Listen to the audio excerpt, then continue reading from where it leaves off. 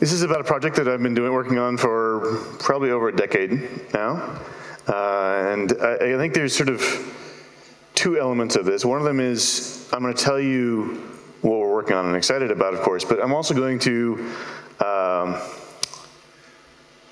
show you kind of the limitations of the magic that you kind of see in some of the machine learning results for AI. And I think it's important to have a good understanding of what these limitations are, because I think it gives you a much better feel for where the field really is on a path towards human-level AI. All right, so let's start with what is intelligence. And of course, I'm not going to try to answer this in great detail because it's kind of vague.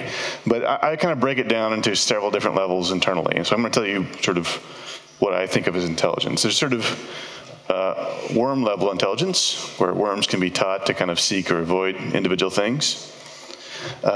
There's kind of the hunter-spider level intelligence. So hunter-spiders actually have vision, and they can do planning. It's been shown they can plan routes, they can navigate. Then there's a level beyond this, which is more like the mammals, wolves in particular, I think are great examples. They can cooperate, they have an extensive memory, and they can leverage this to do fairly amazing things. And then beyond that, there's sort of human level intelligence, where you kind of add on language and abstraction and things like that, presuming I count as a human. Okay, so this is my sort of internal understanding of different levels of intelligence. And now I want to talk about where we are in terms of research towards these things. So if you go and you look at what's happening in machine learning, over the last decade, there's been a huge amount of economic value created through machine learning. And almost all of it has happened through supervised learning, some of that through supervised deep learning, which is one of the big trends that's happened. So supervised deep learning is nice. The basic idea is that, you have unsupervised data, you hire somebody to label things, and then you shove it into the machine churns for a while. There may be meta learning in that machine or not, doesn't matter. At the end, you want to get an accurate digit classifier, and then you can apply this to predict the class over and over again. So this is the supervised learning paradigm, and it's very powerful. Speech recognition now works. ImageNet is, the first ImageNet challenge is basically considered solved. They're moving on to other things. This has completely turned over the fields of speech recognition and vision. So it's dramatic. It's one of the few times, I think for me, it's the only time I've actually seen a revolution take over a field, right? There was a few years ago, there was only a few peripheral elements working on supervised deep learning approaches inside of vision, and now everybody's doing it, because if you're not doing it, you're not competitive in any way. Okay, so I think it's important to understand the kind of limitations of supervised learning as well. So in supervised learning, a problem is solved so you think of a problem as solved if a human can tell you the right answer many times. So in ImageNet, for example, there were 1,000 examples of a penguin. And for each individual class, they had 1,000 examples of that class. All right, so I think there's a great science fiction story to be told where you have society that cannot discover new things. All it can do is teach what's already known. Right? And then over time, the society just kind of gradually loses information, loses things to know just because of accidents of one sort or another, and then it just kind of degrades away. So supervised learning alone is not a path to AI. It can be a big piece of AI, but supervised learning can't discover new things. It's not designed to discover new things. All right, so let's try to think about a more advanced application. Let's think about trying to personalize news articles to individual people. So somebody comes to a website, maybe the website knows features of the user and the news articles. It chooses a news article, and then you observe whether there's a click. And your goal is to maximize the fraction of clicks. So you can try to do this in a supervised way. You can say, well, I'm going to learn to predict the probability of the click given the features of the user in the article, and then I'm going to choose the article which has the largest predicted probability of a click, and then I'll deploy this in an A/B test for a couple weeks, and then it will fail. I've actually observed this fail many times.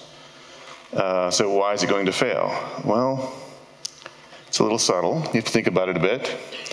What goes wrong? Is Ukraine interesting to John? Okay, this is kind of a, okay, so suppose you displayed a bunch of news articles about, I'm from the US, about the current president of the US. I may click on them, I may not, but it doesn't really tell you anything about whether I'm interested in Ukraine. Right? So there's no information in the log history which gives you that knowledge. There's no way to get at that information. So this is not a computational hardness problem. This is an information theoretic hardness problem, which is much harder. Okay, and suppose you tried to hire an editor to predict, is John going to be interested in a news article about Ukraine? Well, it'd actually be a little bit tricky to figure that out. Possible, but turns out my wife is from Ukraine, so I would be interested in a news article about Ukraine. But fundamentally, it's really hard to get the right signal for the right answer in the standard supervised learning way, either by pretending that clicks are editorial labels or by actually hiring an editor. The other thing that goes wrong is that the world changes over time. News turns over very fast. There's a new news article coming along every hour. They age out over a day or two. So you have a pool of a few plausible news articles in the top 20 or whatever. And it turns out that if you deploy an optimized model from day one on day two, you realize only half the value if you had also optimized on day two. So it's important to have a system which is kind of constantly learning, constantly discovering new information, and leveraging that in order to maximize the quality of the solution that you can get. Okay, so we need a different approach than supervised learning. And the question is, well, what does that approach look like? There is a more primitive form of learning, which is kind of built into everything.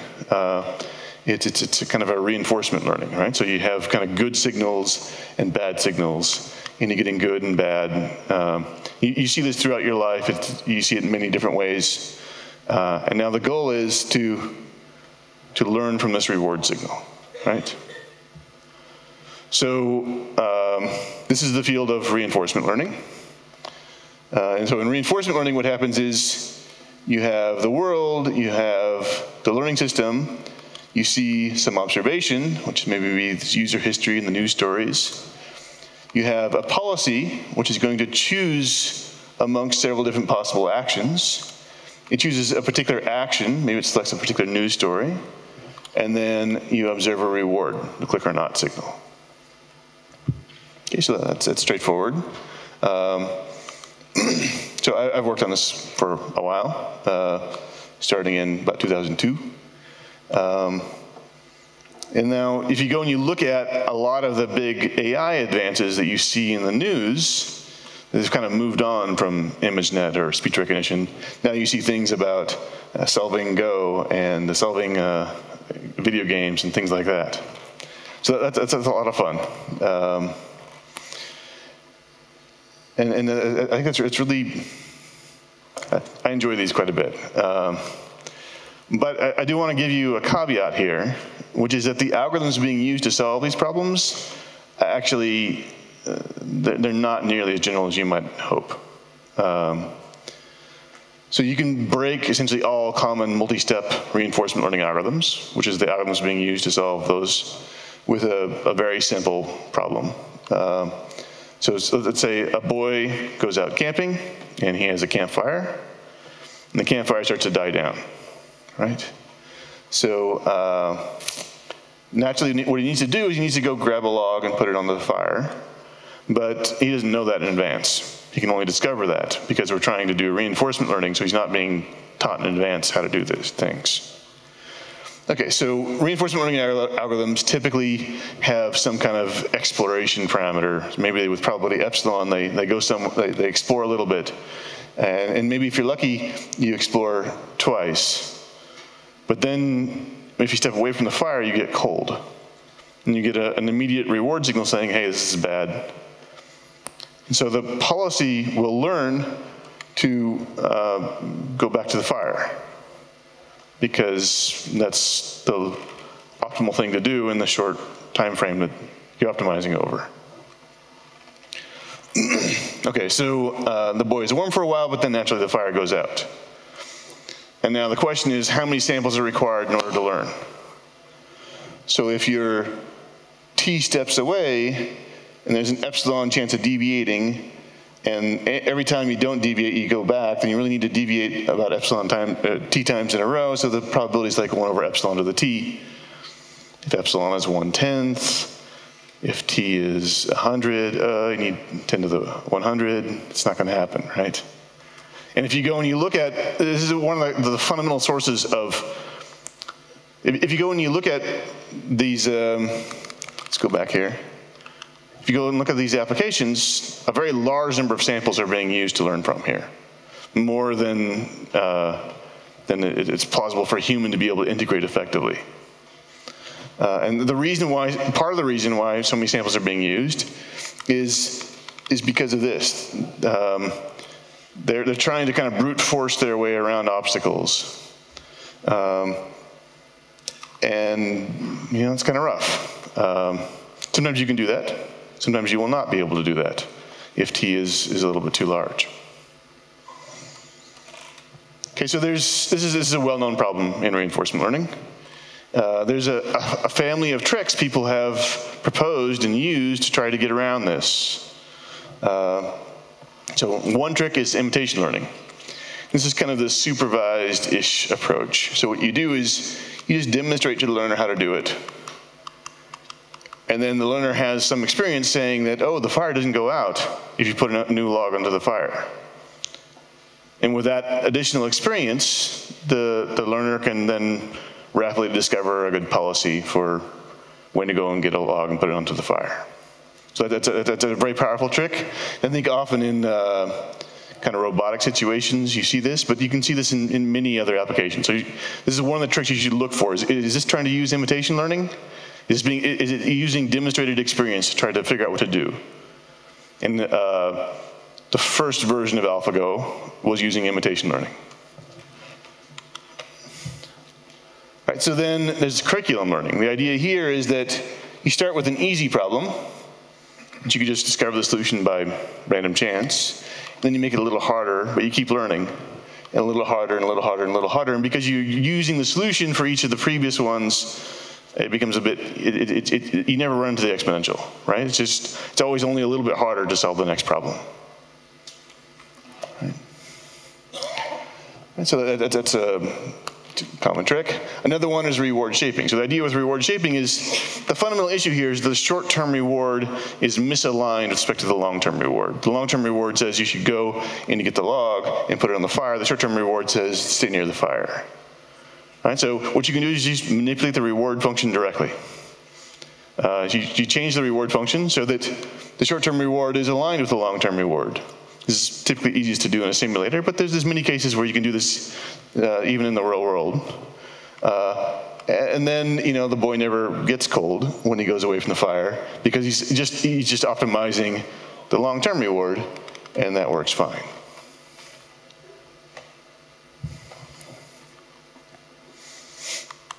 Okay, so then the last trick is just say, look, I'm not going to worry about this multi-step reinforcement learning at all. I'm just going to do one-step reinforcement learning. Right? So all I want to do is optimize I'm going to limit the scope of the problems that I'm going to try to solve, and I'm just going to try to get a good solution in that limited set. So this is actually what you see being used in the real world. So about 11 years ago, I came to the conclusion that one-step reinforcement learning was kind of the logical next step beyond supervised learning. So I've spent a fair bit of time working out how to do one-step reinforcement learning very well in very many different ways. So this was used for news recommendation back in 2010 when I was at Yahoo. It's been used for ad choice and ad format and education. I would say online learning here, except that's ambiguous in this circumstance. Music recommendation, even in robotics, that's a pretty cool one. And then there's a lot of kind of systems for nudging people into more healthy habits, where this has been a very effective approach to improve things. So we did a tutorial on this 2 ICMLs ago. And if you wanted to get up on the details of this area, then I would invite you to go and look at the real-world interactive learning tutorial that we did at ICML.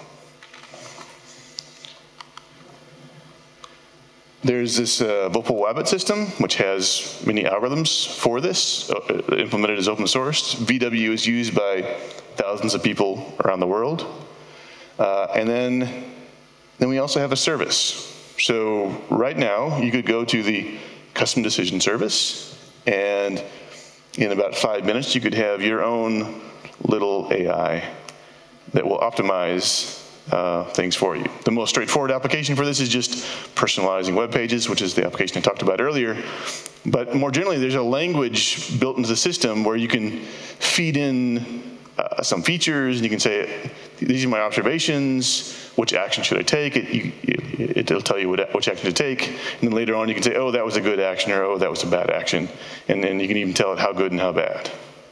And then the system behind this hood will optimize using VW to get better and better over time. So this works. It's used by probably at least a dozen different companies right now. And it's something that you can easily go and use if you want to. Okay, so reinforcement learning has this API issue, in that you can easily encode hard problems into a reinforcement learning format, right? It has a bunch of tricks which get used to show you, to demonstrate solutions to particular kinds of problems. There's a research program. This is one of the exciting things for me. Okay, let me back up slightly. For reinforcement learning, we don't yet have a general purpose algorithm that just works given the reinforcement learning interface, that will solve reinforcement learning whenever it's plausibly solvable. But there is very strong mathematical evidence that it is actually possible to do that. So there's a research program I'm involved in which is trying to figure this out. We're trying to figure out how to solve reinforcement learning without tricks. So if we can do that, I think that'll be a great breakthrough. And you know, we're close, but so if you want to look this up, you should look on archive, search for contextual decision process, and then you'll see some relatively mathematical papers which are showing that something is possible, but we don't know how to do it in an efficient way computationally right now. Okay, so in reinforcement learning, the general idea is that a problem is solved if an action outcome value can be measured many times. And now you go back to some of the earlier presentations of the day, humans are very good at doing very fast learning. And so even with the best reinforcement learning agents that are available today, even when you're using the tricks, typically you need many more samples than would be required for a human trying to solve things. So the many times there is not a joke. I think for this system that I showed you here, the low end that we've seen is like 100 events per day where we could do something useful. And the high end gets much, much higher. Okay, so the key thing about reinforcement learning, the key reason you want to investigate this is that you can actually learn new things about the world. If you go and find a solution using reinforcement learning, the solution that it gives may be nothing like the solution that you would have demonstrated. So that's kind of the key That's the fire, right? That's the key thing which really makes this an interesting research program. And furthermore, I would say that reinforcement learning is essentially the only significant machine learning and research program where this property is true, where it can learn new things about the world. Okay, so let's go back to what is intelligence. So this worm level of intelligence is actually pretty doable at this point. You can go to that website and you can get your own kind of worm level intelligence. If you try to do vision, if you look at vision and planning, this is kind of narrowly doable. Vision is mostly solved via supervised approaches. There's some in a reinforcement learning context as well. The integration of planning and learning is, I mean, planning individually, planning as its own thing, pretty well solved. But planning in a way which works with machine learning, it's not very well solved. And that's kind of an area of significant research. So this is, I would say that these things are kind of narrowly doable. And then these other more complex things are definitely more complex. This is active research areas where there's a lot of debate about where the path forward is, or what a good solution would look like in the future. Okay, so this is, I was kind of summarized at a very high level, work with involving many people. And more generally, I would say there's a very active research program around this. So if you are interested, then you should come and talk to me. Thank you.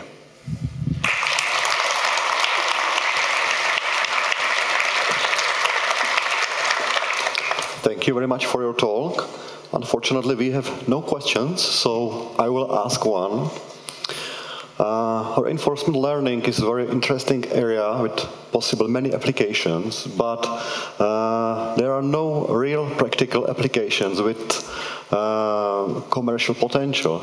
Do you think that reinforcement learning... Not true. Not true? Not true. So can you name some applications? MSN does personalized news. And more? It works, and it works very well.